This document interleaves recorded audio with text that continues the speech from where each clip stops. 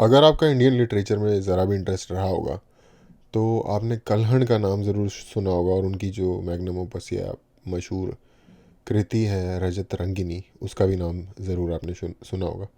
अम, जितनी मेरी जानकारी है, कश्मीर रीजन से बिलोंग करते थे वो, और उस रीजन की अर्ली मिडल एजेस के आसपास की जो हिस्ट्री है वो उन्होंने एक टाइप से रजत रंगिनी में डिस्क्राइब की है। जो वहाँ के राजा वगैरह थे कश्मीर के, क्योंकि जो मुस्लिम आबादी वहाँ पे आई है उसकी शुरुआत 13th सेंचुरी में हुई थी। उससे पहले वो रीजन बेसिकली कम्प्लीटली शावाइट हिंदूज का रीजन था।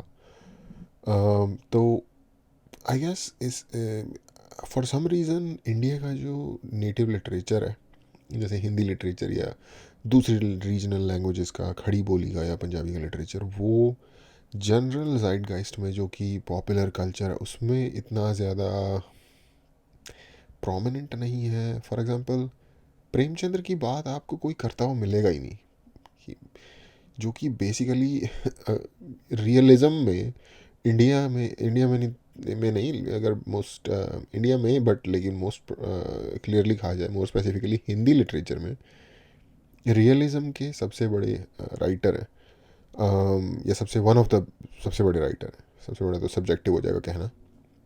तो आई डोंट नो, वो कूल नहीं है वो, लाइक वो लोग यहाँ पे नीत्शे को कोट करते हैं, लेकिन क्या कहते हैं, दिनकर को, जो कि सिमिलर लाइन पे सोचने वाले लोग थे, शायद लोग नाम भी नहीं जानते होंगे।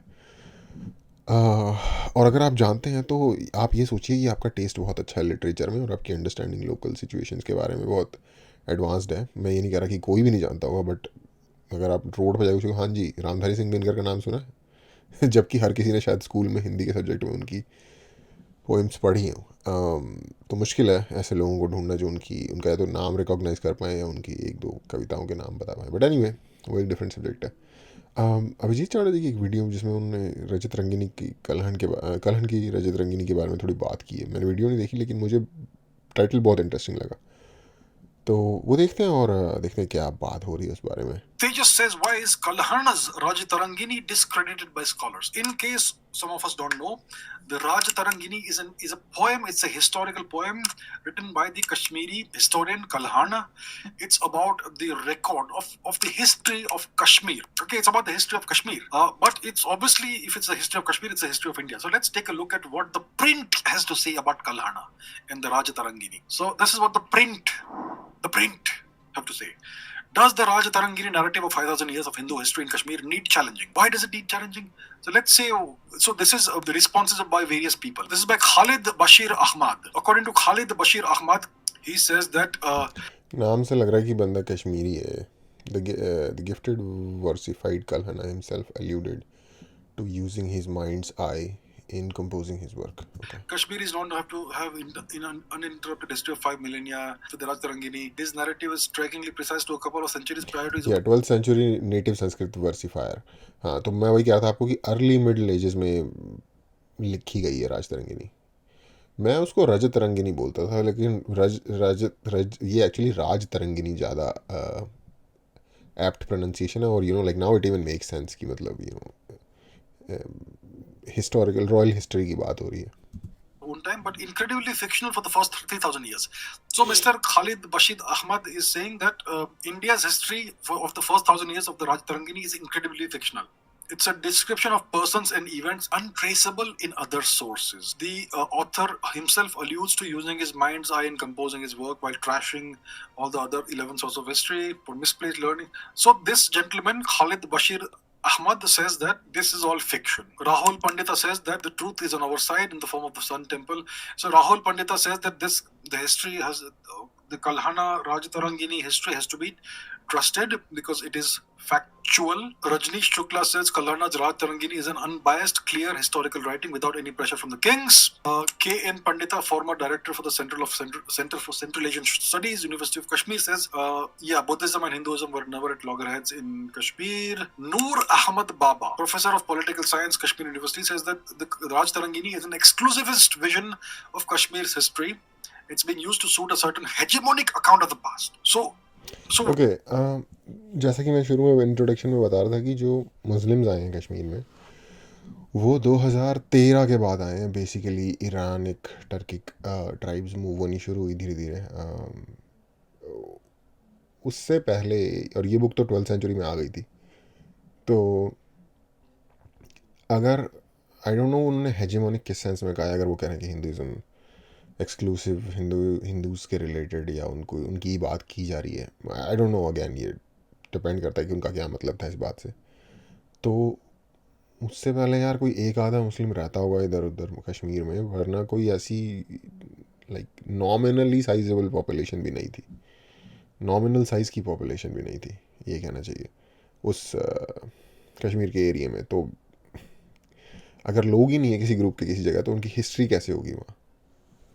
आई एम गेसिंग कि वो इस लाइक बैकग्राउंड से आ रहे हैं, but anyway let's proceed. what you see is that certain people want to portray the Rajtarangini as hegemonic and fictional, but overall, you see. और मैंने ऐसा इसलिए बोला क्योंकि जो दो लोग हैं जो अगेंस्ट में हैं वो दोनों ही अपेरेंटली उनके नाम से लग रहा है कि वो मुस्लिम बैकग्राउंड से आते हैं, और जो दो लोग उसके साथ हैं वो अपेरेंटली उनके नाम से लग रहा है कि वो हिंदू बैकग्राउंड से आते हैं।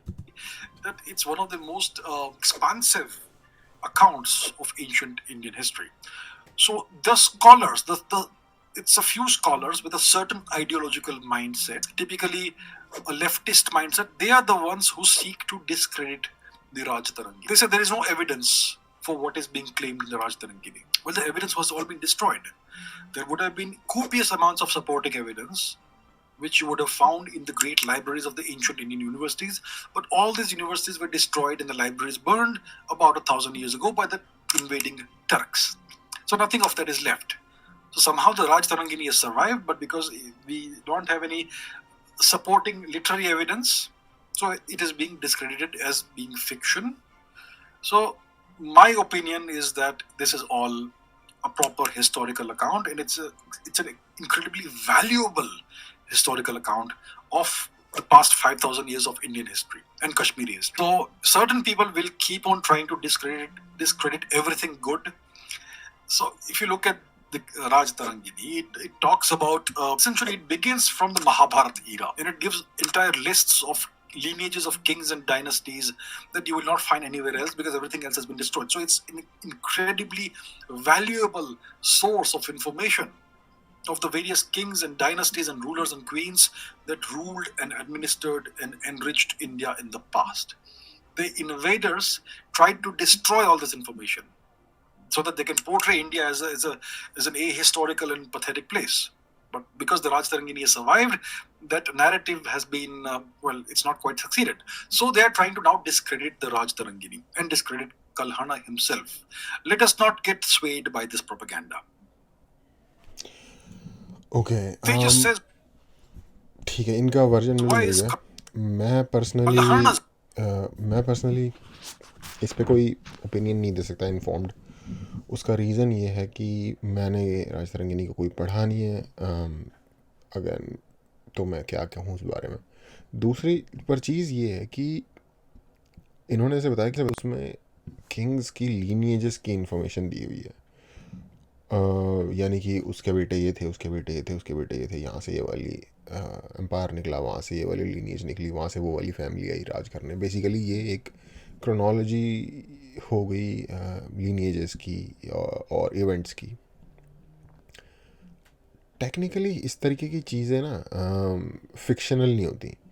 इस तरीके की चीज़ें या तो एक fictional as in like mix नहीं होता फिक्शनल का, या तो वो फुली फिक्शनल होगी। अब जैसे गेम ऑफ थ्रोन्स है, वो फुली फिक्शनल चीज़ है, ठीक है, उस तरीके के कोई रियल सिचुएशन नहीं है, उससे मिलती जुलती कोई सिचुएशन है, वो एक अलग बात है।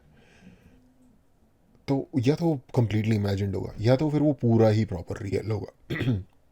अगर आपको लीनिएज की इंफॉर्मेशन देनी है तो उस हिसाब से एक तो ये पॉइंट है, डेटा पॉइंट इस पूरी कॉन्वर्सेशन में। दूसरा डेटा पॉइंट ये कि लेफ्ट और कुछ सर्टेन ग्रुप्स के लोग बेसिकली पूरी दुनिया में जो हर जगह का नेटिव स्पेसिफिक ओरिजिनल कल्चर और हिस्ट्री है उसको काइंड ऑफ एक सूप बना देना चाहते हैं अपने माइंडसेट के एंड से आई डोंट नो, कुछ बैकग्राउंड में साउंड आ रहा है, अपने माइंडसेट के हिसाब से लोगों को का दिमाग को शेप करना चाहता है कि आप ऐसे सोचो चीज़ों को, आप ऐसे देखो।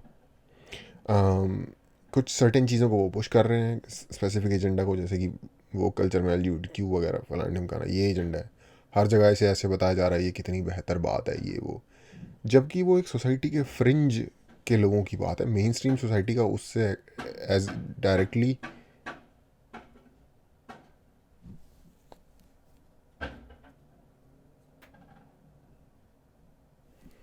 आई डोंट नो, कुछ साउंड है बाहर। मेन स्ट्रीम सोसाइटी के लोगों का ऐसे उससे कुछ डायरेक्टली लेना देना है नहीं, बट उसको ऐसे बताया जा रहा है कि ह्यूमन बीइंग्स की आज की दुनिया में सबसे बड़ी प्रॉब्लम ही यही है। तो आई डोंट नो, जिस तरीके से एजेंडा पुशिंग होती है, फॉर एग्जांपल इन्होंने जो क्वेश्चन पूछा ना, जो इन्होंने जिन्होंने तेजस ने, इनका क्वेश्चन ही आप देखो तो ये कहते हैं कि why Kalhana was Rajatarangini discredited by scholars. थोड़े टाइम के बाद ना, जब आप कॉलेज वगैरह क्रॉस कर जाते हो तो आपको ये रियलाइज़ होता है कि ये जो स्कॉलर्स है ना, स्कॉलर्स ये कुछ नहीं है, ये एक तरीके से सोचने वाले लोग हैं। दूसरे भी स्कॉलर मिल जाएंगे आपको जो कि उसी चीज़ के बारे में एग्जैक्टली ऑपोजिट आपको, जैसे कि फॉर एग्जांपल कुछ जिन्होंने जिनके एग्जांपल दिए उनमें से दो बंदों ने बोला कि भाई ये कितना बेकार सोर्स है, और दो बंदों ने बोला कि भाई ये बिल्कुल ही एक्यूरेट और कंप्लीट सोर्स है। तो कोई तो कोई एज इन रियल वर्ल्ड में जब आप बाहर जाओगे तो कोई ऐसा स्कॉलर कोई नहीं है, कोई मतलब जैसे कहते हैं कि अल्टीमेट सोर्स ऑफ ट्रूथ इस तरीके का कोई नहीं है।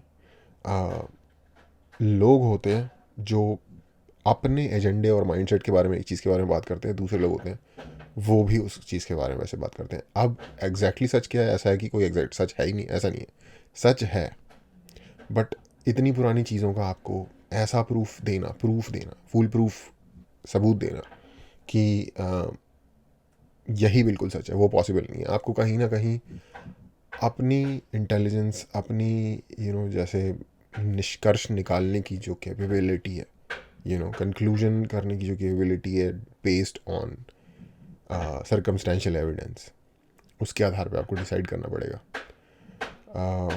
और ये जो साउंड मेरे पीछे आ रहा है ये मेरे को बहुत ज़्यादा अनसेटल कर रहा है, तो यहीं पे मैं रुकता हूँ। देखने के लिए थैंक यू।